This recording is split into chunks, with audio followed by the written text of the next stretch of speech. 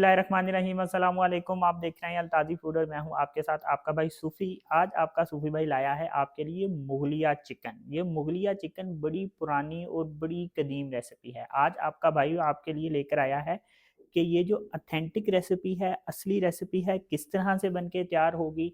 ये जो चिकन होता है, मिर्च मसाले तो वही होते हैं, लेकिन इसको पकाने का अंदाज़ जब हम डिफरेंट कर लेते हैं तो एक डिफरेंट रेसिपी, मुख्तलिफ रेसिपी बन के तैयार हो जाती है। ख़ास करके जब आपके घर मेहमान आएँ, यार दोस्त आएँ, तो आप इस तरह से बना के ट्राई करें तो उनको भी लगेगा कि ये एक यूनिक रेसिपी बन के तैयार हुई है।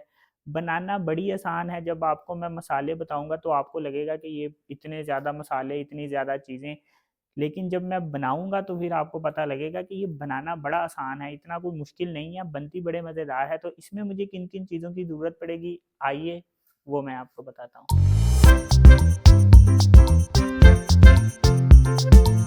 यहाँ पे मेरे पास 1 किलो चिकन है, 1 पाव टमाटर है, टमाटरों को मैंने ग्राइंड कर लिया है, 2 प्याज़ लिए हैं और प्याज़ को मैंने बारीक-बारीक काटा है, 1 पाव मेरे पास दही है, कसूरी मेथी है, इसका भी हमने इस्तेमाल करना है। यहाँ पे मेरे पास कश्मीरी मिर्च है 1 टेबलस्पून, धनिया पाउडर 1 टेबलस्पून, लाल मिर्च 1 टेबलस्पून, हल्दी 1 टीस्पून, काली मिर्च का पाउडर 1 टीस्पून, नमक 1 टेबलस्पून, जीरा पाउडर हाफ टीस्पून, काजू, चारों मगज, 2 तेज पत्ते, थोड़ी-सी काली मिर्चें, बादियान, 2 बड़ी इलायचियाँ, छोटी-सी डंडी दालचीनी की, सब्ज़ इलायची, 4-5 लौंग और 1 टीस्पून सफ़ेद जीरा, 1 नींबू है और इसका मैंने रस निकाल लिया है, लहसुन अदरक का पेस्ट है 3 टेबलस्पून, हरी मिर्चें, धनिया और यहाँ पे मेरे पास पिसा हुआ गरम मसाला है 1 टीस्पून, हम ये शामिल करेंगे। तो ये मज़ेदार मुगलिया चिकन बनेगा कैसे? आपने वीडियो में एंड तक रहना है अपने भाई के साथ, लेकिन शुरू करने से पहले आपसे रिक्वेस्ट है कि अगर आप मेरे चैनल पर नए हैं तो मेरे चैनल को सब्सक्राइब कर लें, क्योंकि आपका भाई लाता है आपके लिए रोज़ाना बड़ी ही मज़ेदार किस्म की रेसिपी। तो चलें फिर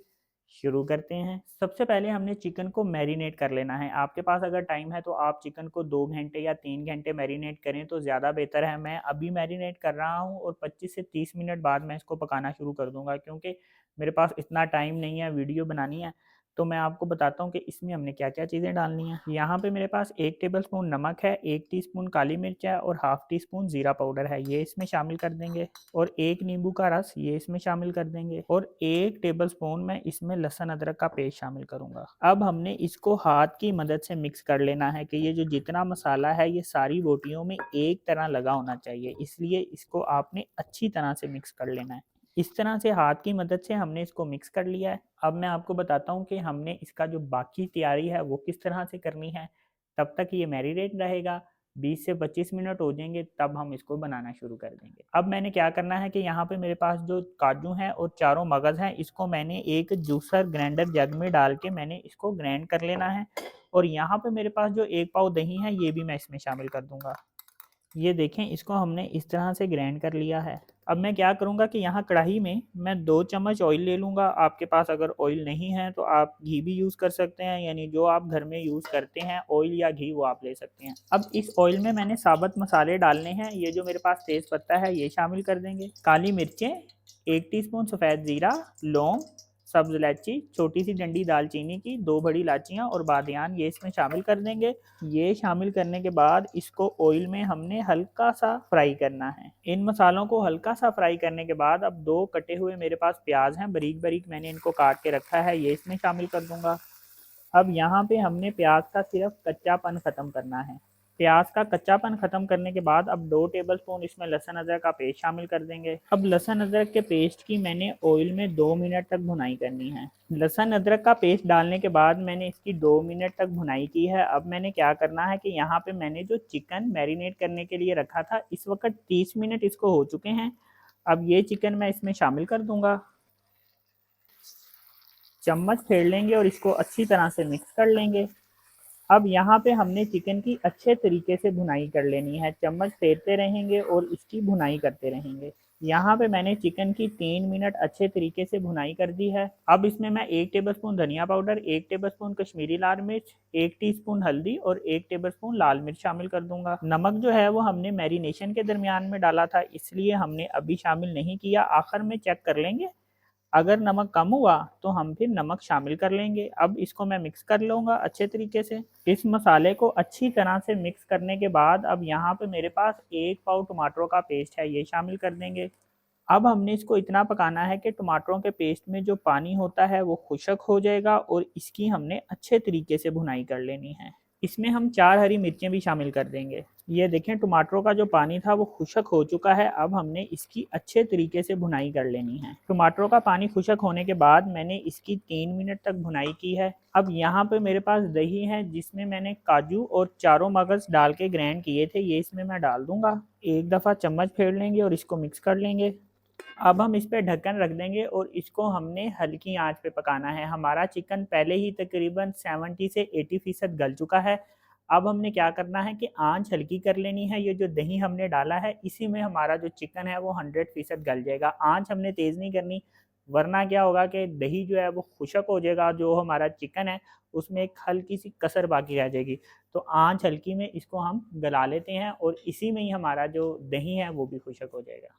मैंने हल्की आंच पे इसको 5 मिनट पकाया है। ये देखें इतने में जो दही का पानी था वो भी खुश्क हो गया और हमारा जो चिकन है वो भी गल गया। ये देखें माशाल्लाह कितनी ज़बरदस्त ग्रेवी बनी है और जब मैंने इसका ढक्कन उठाया है ना तो इसकी खुशबू जो है वो पूरे घर में महक रही है। अब 1 टीस्पून इसमें मैं पिसा हुआ गरम मसाला शामिल कर दूंगा और इसमें धनिया भी शामिल कर दूंगा। ये चीज़ें डालने के बाद इसको मैं मिक्स कर लूँगा।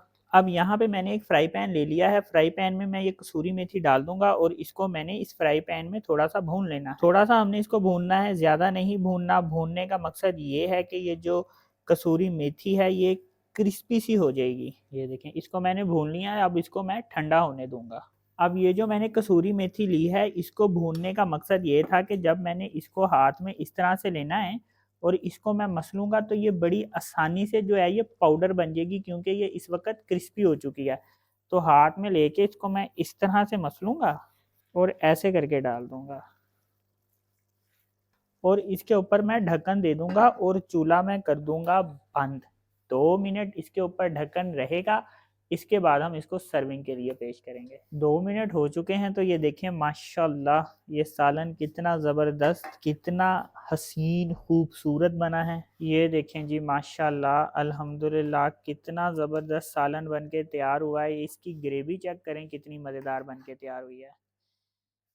ये देखें जी माशाल्लाह अल्हम्दुलिल्लाह कितना ज़बरदस्त मुगलिया चिकन बन के तैयार हुआ है। अपने सूफ़ी भाई के कहने पे इस तरह से चिकन ज़रूर बना के ट्राई करें तो यकीन करें मज़ा आ जाएगा, चस आ जाएगी, स्वाद आ जाएगा। इतना मज़ेदार ये चिकन बन के तैयार होता है। तो अगर आपको ये मेरी वीडियो पसंद आई तो मेरी वीडियो को लाइक करें, मेरे चैनल को सब्सक्राइब करें और अपनी कीमती राय का भी इज़हार ज़रूर कीजिएगा, यानी कमेंट-शमेंट कर दिया करो। अपना ख़्याल रखें, दुआओं में याद रखें। अपने सूफ़ी भाई को इजाज़त दीजिए। फिर मिलेंगे एक नई और मज़ेदार रेसिपी के साथ। अल्लाह हाफ़िज़।